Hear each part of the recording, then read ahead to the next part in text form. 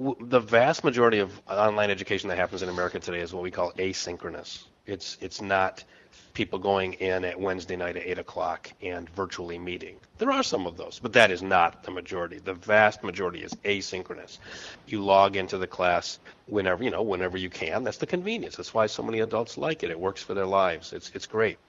But we need to be honest, there are some things that we need to work around in that. For instance, I was an English major, had a great liberal arts education, and one of the tenets of that education, one of the tools used was Socratic method. So I would, as a professor, pose a question, you as a student say, I think this. And then I would challenge you and say, well, why do you think that? And you'd say what you think, and I'd challenge you again and say, well, what about this? And so forth. And you go back and forth. With asynchronous learning, it's harder to do that because I might log on Monday, you log in on Tuesday morning, and then and it's much harder to have. It's harder to have more than, say, 4 or 5 back and forths.